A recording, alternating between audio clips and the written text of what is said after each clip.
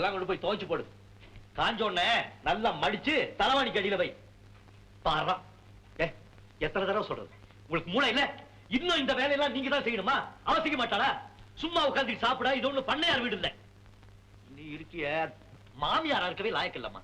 உன்னை பார்த்து அவன் நடுங்கணும், அதுக்கு பதிலா நீ அவளை பார்த்து நடுங்குற. ஏண்டா நான் மனுஷியா இருக்கிறது உனக்கு பிடிக்கலையா? நீ மனுஷியா இரு, அவளை தெய்வமாக்கிடாத. வேலையெல்லாம் முடிச்சுக்கிட்டு அவளையே சமைக்க வச்சு அவகிட்டே சாப்பாடு கொடுத்து விடு. வேண்டாண்டா, நானே சமைச்சு கொண்டுட்டு நீ மட்டும் சாப்பாடு கொண்டு வா, வயல தூக்கி எறிகிறேன். உன் வீட்டுக்காருக்கு நீ சாப்பாடு எடுத்துட்டு போ, அவன் வீட்டுக்காருக்கு அவன் சாப்பாடு எடுத்துட்டு போட்டோம். புரியுதுல்ல?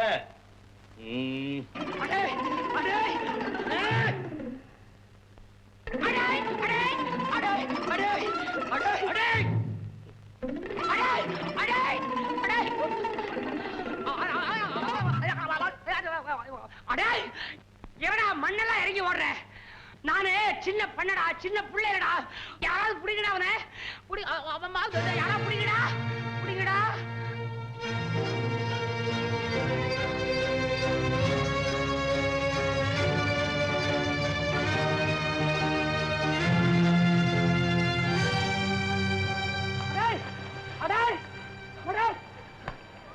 இத்தனை பேர் இருக்கீங்களா? சின்ன பண்ண அடிக்காதீங்க. என்ன செஞ்ச? முதல்ல இதை புடிங்க, அப்படி போடுங்க. பிரசிடன்ட் சார், நீங்க உங்க மிஸ்ஸஸோட குடி வரீங்கன்னு சொல்லி இந்த ராஜவேல போய் ஆளுங்களை வச்சு பக்கத்துல இருந்த குடிசையை வெட்டி தரமட்டமாக்கிட்டான். குடிசையா? ஆமா, அவங்க எல்லாம் ஓடிட்டானுங்க. இந்த பையனை ஓட விட்டு பாத்துட்டான். சும்மா கூட்டு போகாதீங்க, கைய பின்கிட்டா கட்டி கூட்டு போங்க. போங்கடா போங்க. நேருக்கு நேரா என்ன எதுக்கு துணிச்சல் இல்லாம எந்தெந்த கோபத்தையோ சேர்த்து என் குடிசை மேல காட்டியிருக்காங்க. இந்த கேவலமான காரியத்தை செய்ய தூண்டி விட்ட குற்றத்துக்காக இந்த பெரிய மனுஷங்களுக்கு என்ன தண்டனை கொடுக்கணும் நீங்க முடிவு பண்றீங்களோ அதுக்கு நான் கட்டுப்படுறேன். என்ன வைஸ் பிரசிடென்ட்? நீங்க பிரசிடென்ட், நான் வெறும் வைஸ் பிரசிடென்ட். நீங்க இருக்கும்போது நான் எப்படி? நீங்க பார்த்து முடிவு பண்ணா சரிதான். சும்மா ஜாட மாடையா கையில காலில் விழுந்து மன்னிப்பு கட்டிட்டு போ. போலீஸ் தான், கோர்ட்டு தான், ஒரு வருஷம் தீட்டிடுவானே. சாம்பிராணிய போடாதரா, எனக்கு சாமி வந்துடும். ஒரு ஏழையை பழி வாங்கணுங்கிற வெயில என்ன செய்யறோங்கிறதே மறந்துட்டு இப்படி ஒரு சின்னத்தனமான காரியத்தை செஞ்சுட்டாங்க. பழிக்கு பழி வாங்குறது என்னுடைய கொள்கை இல்லை. வெட்டி சாக்கப்பட்ட குடிசையை உடனடியாக கட்டி கொடுக்கணும். இவங்களுக்கு தண்டனை கொடுக்கறத விட மன்னிக்கிறதா பெரிய தண்டனையா இருக்கும்னு நான் நினைக்கிறதுனால இவங்களை மன்னிச்சோம் அவுத்து விட. பிரசிடென்ட் சார், ரொம்ப பெருந்தன்மையா நடந்துட்டீங்க.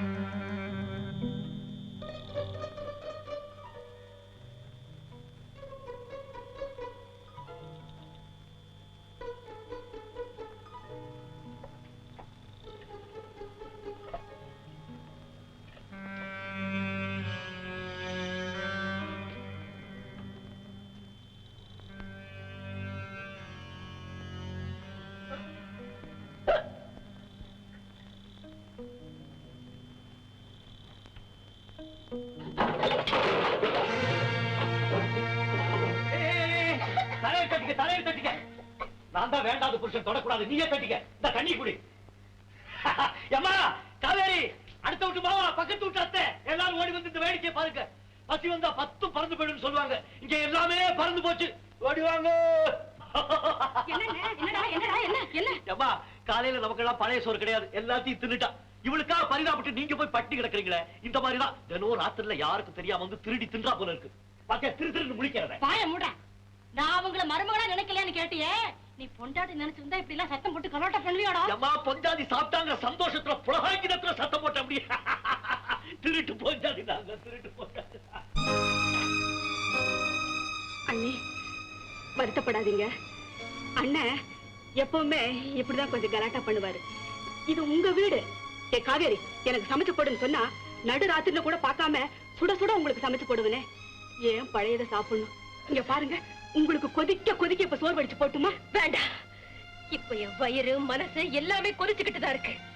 அந்த கொதிப்புல வெக்கம் இல்லாம நான் தின்ன பழைய சோறு கூட சுடுசோறா இருக்கும். என் மேல அனுதாபப்பட்டு நீங்க சொன்னதே போதும்.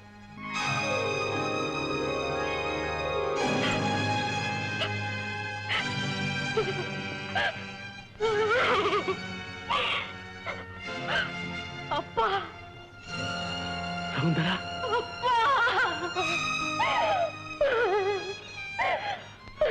உனக்கு 100 வயசுமா. இப்பதான் உன்னை பத்தி பேசிக்கிட்டு இருந்தோம். அப்பா, நான் 100 வயசு இருந்து இந்த துன்பத்தை எல்லாம் அனுபவிக்கணுமா? என் சந்தோஷம் எல்லாம் போயிடுச்சு, என் நிம்மதி எல்லாம் போயிடுச்சுப்பா. அழாதம்மா, அழாத. நீ தனியாத்தான் வந்திருக்கியா? கூட யாராவது வந்திருக்காங்களா? தனியாத்தான் வந்தேன்.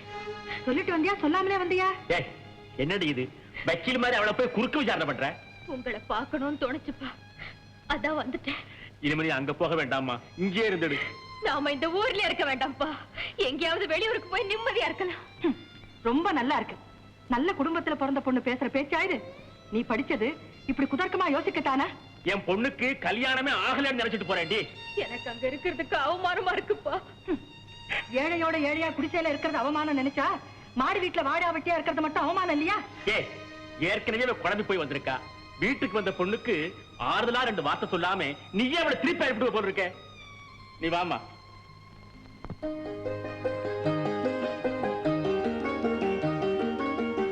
சகுந்தலா, சகுந்தலா.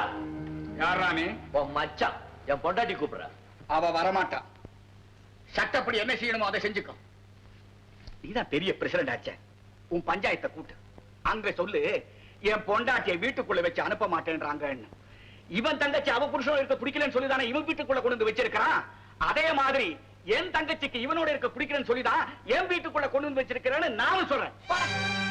பைத்தியக்காரா, இன்னைக்கு என் மாப்பிள்ளை என் வீட்டுக்கு வந்து தன்னுடைய பொண்டாட்டி அனுப்பிச்சு வைடான்னு சொன்னான்னா மேலதாளத்தோட நான் அனுப்பிச்சு வைப்பேன். உன்ன மாதிரி வீட்டுக்குள்ள உட்கார வச்சுட்டு விவகாரம் பண்ணிக்கிட்டு இருக்க மாட்டேன்.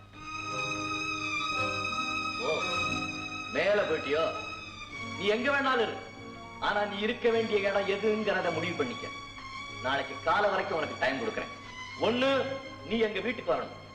இல்ல உங்க அப்பா வீட்டிலே இருக்கிறதா முடிவு பண்ணிட்டீங்கன்னா நான் உன் கழுத்துல கட்டின தாலியும் கைக்கு வரணும். கோச்சிட்டு என்ன பிரயோஜனம்? தெருவோட போற என்ன கூப்பிட்டு சொல்றான், மருமக மாணிக்கம் 2ஆம் கல்யாணம் பண்ணிக்க போறானா? அதை பத்தி எங்களுக்கு என்னையா கவலை? அடே, உனக்கு கல்யாணம் நடக்க வேண்டாம். தங்கச்சி வாடா வெட்டியா வீட்டுல உட்காந்து வச்சிருந்தா கௌரவமான குடும்பத்துல ஒரு பொண்ணு தருவாங்களா? நீ ஒண்ணும் எனக்கு பொண்ணு பார்க்க வேண்டியல. என்ன பண்ண போற? அப்புறம் பண்ண பெருசு பெருசு அவன் சொல்றத கேட்காதீங்க. தயவு செய்து சகுந்தராவை அவன் வீட்டுக்கு அனுப்பிச்சு வச்சிருங்கன்னு. நீ என்னையா எப்ப பார்த்தாலும் அவனுக்கு சாதகமாவே பேசிக்கிட்டு இருக்க? நியாயம் இருக்கிற பக்கம் தானே நான் பேசுவேன். அவனுடைய உருட்டல் மிரட்டலுக்கு எல்லாம் பயந்து என் பொண்ணை நான் அனுப்ப போறது இல்லையா. அவ இங்கே இருந்துட்டு போகட்டும். எத்தனை நாளைக்கு? என் ஆய்க்கு உள்ள வரைக்கும். அப்போ 2 நாளைக்கா? போய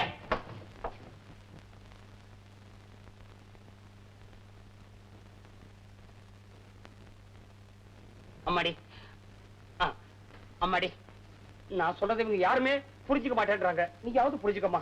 நானு பங்காளி, என் பங்குக்கு அவமானம் ஏறிட்டே போகுது. என்னால தாக்கவே முடியல.